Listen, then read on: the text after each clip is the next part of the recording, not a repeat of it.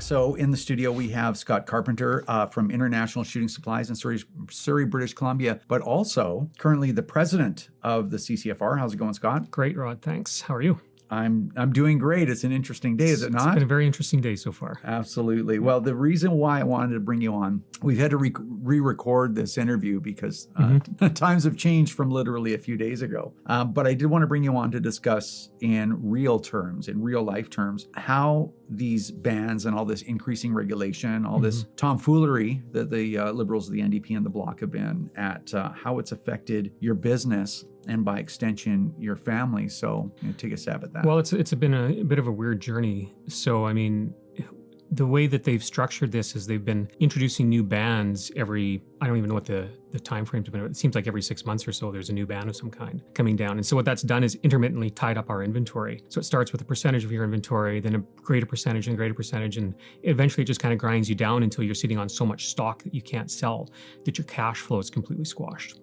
And, whether this was done intentionally or just as a result of poor planning is really difficult to say, but the results are the same. And the result is it's become increasingly difficult to manage a business when you can't turn your stock over, because the cardinal retail or sin of any retail business is to not turn your stock. If it's just sitting there collecting dust, it's not doing you any good. And if you can't sell it and you can't replace it, you can't put cash back in the bank to buy different inventory either. So it puts you in a pretty tough spot.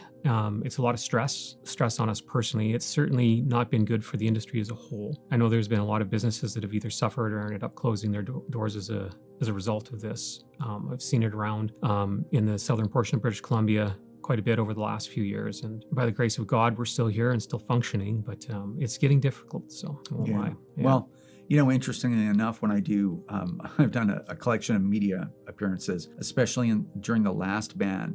And I don't know, probably half of the journalists have said, well, the government is buying these guns back. And my response was always, that was 5 years ago. Yeah. It's when they said, we're not going to let you take the brunt of it. Yeah. This is about public safety. We're going to buy those guns back at the earliest convenience. That was 5 years ago. Yeah, that's a hollow promise. So there's been no financial relief for anyone in the industry at this point. And there's some businesses out there I know that are teetering on the edge right now because of the cash flow issue. And at this point, the odds of anyone seeing any financial reimbursement for their tied up inventory is about zero. So, I mean, the good news is that we're getting closer and closer to an election and hopefully some sanity restored to our industry. So if people can hold on a little bit longer, hopefully they'll be able to pull that inventory out of the warehouse, dust it off, and get it sold and get their cash flow back. The scary part is that if this goes on for much longer, the industry as a whole just get crippled. And if the industry's crippled, then the culture gets crippled as well, because the culture doesn't exist without the industry to feed it. So hopefully we'll get a spring election. We'll see if that materializes or not. Well, I think one of the other reasons why I want to talk a little bit more in depth about this is people hear about, the industry or the stores are suffering, but what does that really mean? Like, what has this done? You're just an independent business person. Yeah, I mean, we're most of us are small family businesses, medium size. Some of us employ, a half a dozen to 20, 30 people in our businesses. So that means layoffs, because as your cash flow decreases and your expenses essentially increase, right? Because you still have the same square footage that you got to pay for. You have to let people go. You might have to cut benefits, that kind of stuff, just to stay afloat. I mean, in our household, the benefits thing has been a really important thing because I have a child with a very rare metabolic disorder, and we'd set up a benefits program when we first opened the business 15 years ago to help take care of her. And my wife, who's a public servant at the time, her benefits program didn't cover the medications we needed. So all that kind of stuff becomes very rocky for family businesses, especially when it's a business that's designed not just to make money, but to take care of people. So it's been a really stressful time for a lot of people. And I think most of us will be really glad to see it come to an end sooner than later. Well, I remember when this latest ban happened, we were talking on the phone and you said, this is really starting to hurt. Yeah. Oh, yeah. Yeah, I mean, it's, you walk back into your warehouse every day and you try not to look at the growing pile of inventory that you can't sell, and just try to do your best with what you have and to turn things over that you have to try and generate more cash flow to keep buying inventory that you're allowed to sell. And as that pile grows, that task becomes more and more daunting. As anyone in the industry will tell you, it needs to come to an end pretty soon.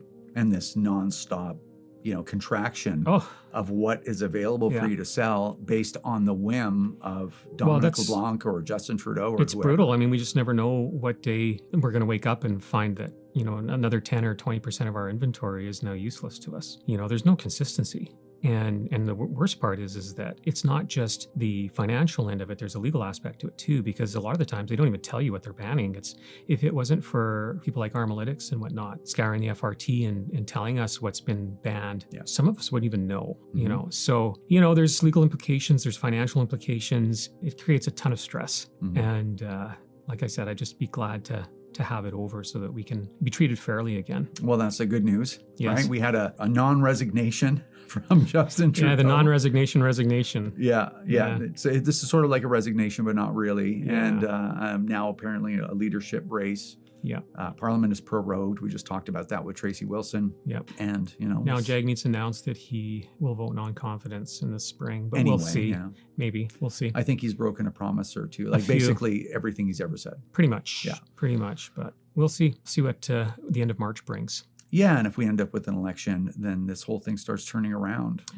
And hopefully fast. Yeah, I think it will be. I'm positive about the future. I think that there's better things for the whole country, not just our industry in the future. So I'm cautiously optimistic. We just need to get there. Yeah, that's the strategy in politics, is just to survive the bad times. Yes. And then get as much work as you possibly can in the good times. And that's what we're aiming for. Our job is to outlast. Yeah. And we will. We have. Right? It's almost over. We're just about there. Awesome. Well, thanks for coming on. I appreciate it. No problem. And we'll have you back soon. Sounds good. Thanks, Rod. Man, that's it. Thanks for hanging in there. Really appreciate it. It's going to be an exciting year, no matter what. So thanks so much, everyone. Share the podcast. Thanks for watching, and we'll see you in the next one.